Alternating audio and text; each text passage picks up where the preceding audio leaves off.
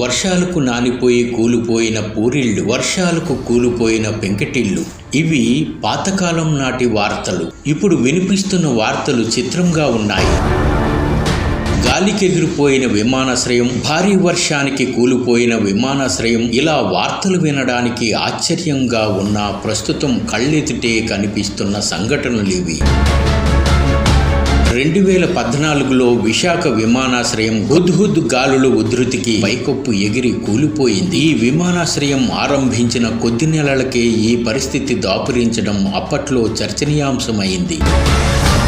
తాజాగా ఢిల్లీ అంతర్జాతీయ విమానాశ్రయం టెర్మినల్ 1 శుక్రవారం ఉదయం వర్షానికి నానిపోయి పైకప్పు కూలిపోయింది. దీంతో ఓ ప్రయాణికుడు దుర్మరణం చెందగా 6 గాయాల పాలయ్యారు. ఈ సంఘటనతో శుక్రవారం ఉదయం నుంచి మధ్యాహ్నం 2 గంటల వరకు టెర్మినల్ 1 నుంచి విమాన సర్వీసులు బంద్ అయ్యాయి. తర్వాత ఇలా రావాల్సిన సర్వీసులు టెర్మినల్ 2, టెర్మినల్ 3కి మళ్లించారు.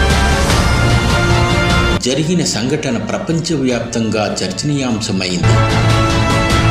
జరిగిన సంఘటనతో కేంద్ర పౌర విమానయాన శాఖ మంత్రి కింజరాపు రామ్మోహన్ నాయుడు హుటాహుటిన చేరుకున్నారు. టెర్మినల్ 1ను పరిశీలించారు. ఎయిర్పోర్ట్ అథారిటీ, CISF, DGCA తదితర ఉన్నతాధికారులతో చర్చించారు. కారణాలు ఆరా తీశారు. దేశంలో అంతటా ఉన్న ఎయిర్పోర్టులను పరిశీలిస్తామని ఆయన చెప్పారు. ఇక్కడ సంఘటనలో మృతి చెందిన వారికి 20 లక్షలు, గాయపడ్డ వారికి 3 లక్షల ఎక్స్గ్రేషియో ప్రకటించారు.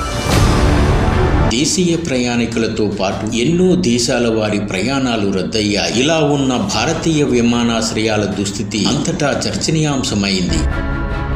అభివృద్ధి పనుల పర్యవేక్షణ లోపం, అవినీతి, నిర్లక్ష్యం కారణమే ఈ పర్యవసానమని అఖిల భారత కాంగ్రెస్ ఇన్ఛార్జ్ మల్లికార్జున ఖర్గే ఆరోపించారు.